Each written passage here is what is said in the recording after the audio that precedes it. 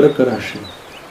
नमस्कार मंडळी, मी ज्योतिष महागुरु डॉक्टर पंकज शास्त्री घेवारे गुरुजी आपल्या सर्वांचं त्र्यंबक राज ज्योतिष या यूट्यूब चॅनलमध्ये मनापासून स्वागत करतो.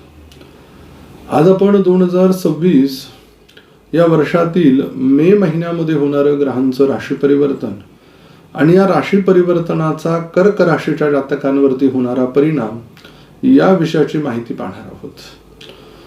महत्वाची सूचना, आपल्या जीवनात काही समस्या अडचणी असेल, काही प्रश्न आहेत ज्याचे उत्तर आपल्याला मिळत नाहीये, तर स्क्रीनवरती दिलेल्या नंबरवर फोन करा, संपर्क करा. आमचे ज्योतिष एक्सपर्ट तुम्हाला योग्य असं मार्गदर्शन करतील. या मे महिन्यामध्ये काही ग्रह राशी परिवर्तन करत आहेत. 11 तारखेला मंगळ ग्रह हा मेष राशीमध्ये राशी परिवर्तन करून येतोय. 14 तारखेला शुक्र हा ग्रह मिथुन राशीमध्ये राशी परिवर्तन करून येतोय. 14 तारखेला बुध हा ग्रह वृषभ राशीमध्ये राशी परिवर्तन करून येतोय.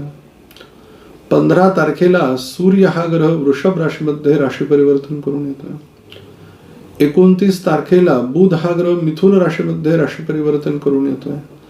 मग या राशी परिवर्तनाचा कर्क राशीच्या जातकांवरती नेमका काय परिणाम होणार आहे ते आपण ह्या व्हिडिओमध्ये पाहणार आहोत. प्रथम स्थान कर्क राशी, लग्न भाव. या महिन्याची सुरुवात विचारात घेताना या महिन्यामध्ये विचार तुमचे हे स्थिर असणार आहे. आलेल्या समस्येला, झालेल्या फायद्याला कुठल्याही प्रकारचा आनंद किंवा दुःख न व्यक्त करताय तुम्ही स्वीकारताय, ही या महिन्याची तुमची सुरुवात असणार आहे. म्हणजेच काय, जैसे थे, जशी परिस्थिती असेल त्या परिस्थितीनुसार तुम्ही बदलावं असं ज्योतिषशास्त्र तुम्हाला सांगताय. द्वितीय स्थानाचा विचार करता आर्थिक स्थिती या महिन्यामध्ये कशी असणार आहे, तर या स्थानाचा स्वामी सूर्य ग्रह हा 15 मेला राशी परिवर्तन करतोय आणि मेषेतनं तो वृषभ राशीमध्ये येतोय. धनस्थानाचा ग्रह केंद्रस्थानामध्ये, हेही उपजय स्थानापैकी एक स्थान येतं आणि एकादश स्थान ही उपजय स्थानच आहे. त्यामुळे धनाची आर्थिक चणचण या महिन्यात तुम्हाला भासणार नाहीये कर्क राशीच्या जातकांना. जे आर्थिक प्रश्न आहेत ते सगळे तुमचे सुटताय. चांगल्या प्रश्नांना तुमच्या जागा मिळतीये. काम जे करताय ते समोरचे लोक हेरताय. वरिष्ठांनी तुमच्या कामाची दखल घेतली आहे. यामुळे आर्थिक जमेची बाजू वाढतीये, पगार वाढतो आहे, पद तुमचं मोठं करून दिलं जात आहे. या सगळ्या गोष्टींचा विचार करता की या महिन्याची सुरुवात तुमच्यासाठी आर्थिक लक्ष्मी प्राप्तीनच होईल, ना की तुमच्या जीवनामध्ये तुम्हाला आर्थिकतेची या महिन्यात चणचण जाणवेल. पैशाचे सगळे प्रश्न सुटतील, दिले घेतलेले व्यवहार पूर्ण होतील. तृतीय स्थान, या स्थानाचा स्वामी बुध ग्रह हा 2 वेळेला राशी परिवर्तन करतो आहे. पहिलं 14 तारखेपर्यंत तो दशमात आहे, नंतर तो लाभात जाईल आणि नंतर 29 तारखेला शेवटी तो व्ययात जाईल. पराक्रम स्थानातल्या बुध ग्रहाला दशम स्थानही मानवतं, एकादश स्थानही मानवतं. म्हणजे व्यापारामध्ये अश्वझेप तुमची या कालखंडामध्ये, या महिन्याच्या सुरुवातीला दाखवते. व्यापारामध्ये प्रगती दाखवते. व्यापारामध्ये आर्थिक स्रोत निर्माण होताना दाखवत आहे. तुमच्या झालेल्या व्यापाराची सुरुवात, तुमच्या प्रगतीची सुरुवात ही अतिशय मोठी या महिन्यामध्ये निर्माण होताना दिसते. बऱ्याच वेळेला त्या व्यवसायात अडचणी येतो, त्या मनात असं येतो हा व्यवसाय बंद करावा, परंतु या महिन्यात प्रगतीचे मार्ग मिळाल्यामुळे उत्साह तयार झालाय. आणि ज्या वेळेला तो लाभामध्ये जाईल 14 तारखेनंतर, मग आपण जी गुंतवलेली गुंतवणूक ही पैशाच्या रूपात परत आपल्याला मिळेल. त्यामुळे झालेली प्रगती ही स्वीकारा आणि पुढे चला. व्यापाराला वाढवायचं आहे का, व्यापाराची जागा मोठी करायची आहे का, त्या संदर्भाने काही निर्णय घ्यायचे आहे का, ते सुद्धा तुम्ही घेऊ शकतात. चतुर्थ स्थान, या स्थानाचा स्वामी शुक्र ग्रह हा 14 तारखेला वृषभ राशीतनं मिथुनीत जातोय. पहिले 14 दिवस वाहन, वास्तू, याचबरोबर शेती जमीन, त्याचबरोबर काही अजून व्यवसाय सुरू करण्याचे निर्णय हे तुमच्यासाठी उत्तम आहेत. घर वास्तू घेत असताना कर्जाचे प्रश्न लांबणीवर पडत होते, कर्ज लोन आपल्याला मिळत नव्हतं, ते सुद्धा आपल्याला मिळतं आहे.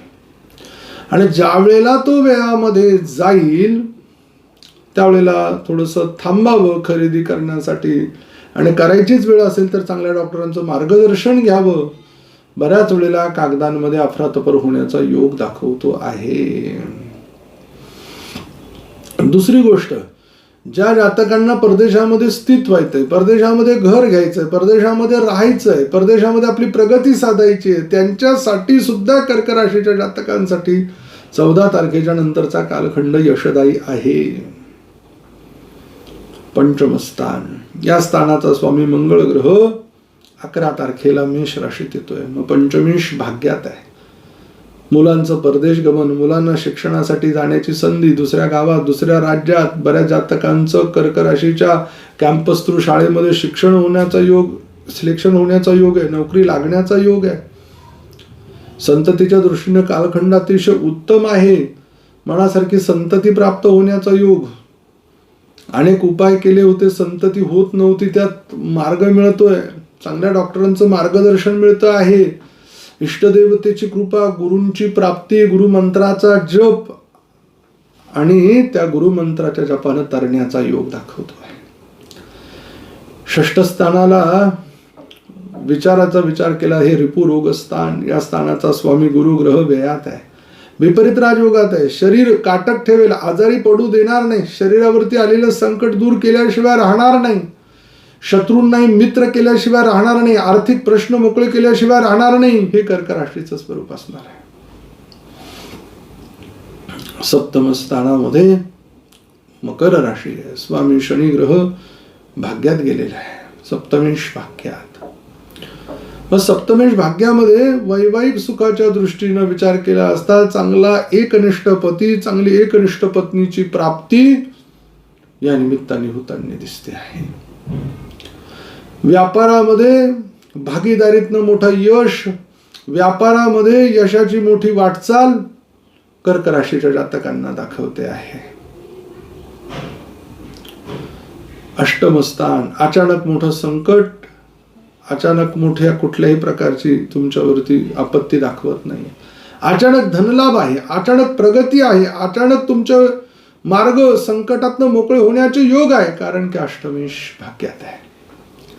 भाग्यस्थानाचा स्वामी गुरु ग्रह व्ययस्थानात आहे. भाग्येश व्ययामध्ये केलेली जप तप साधना ही कोणाला सांगू नका. परदेशात आलेली जाण्याची संधी, व्यापारासाठी, शिक्षणासाठी, नोकरीसाठी तर अवश्य निश्चित करा आणि पुढे चला. मागे वळून पाहण्याचे दिवस नाही, प्रगती करण्याचे दिवस आहे.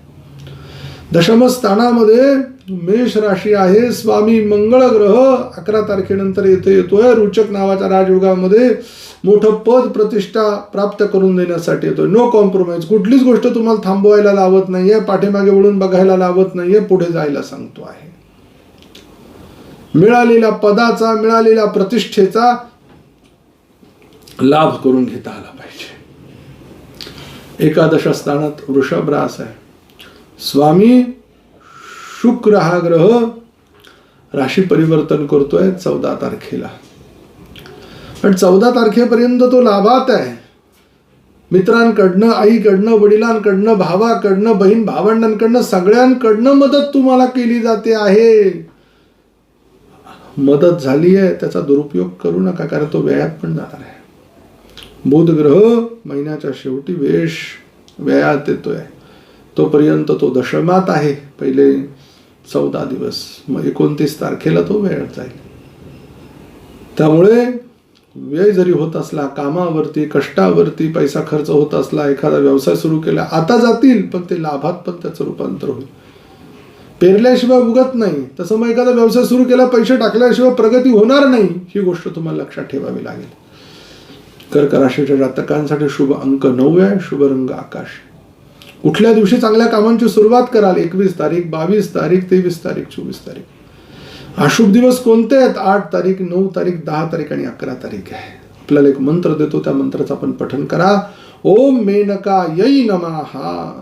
लवकर भेटू आपण पुढील व्हिडिओमध्ये. तोपर्यंत सर्व प्रेक्षकांना नमस्कार.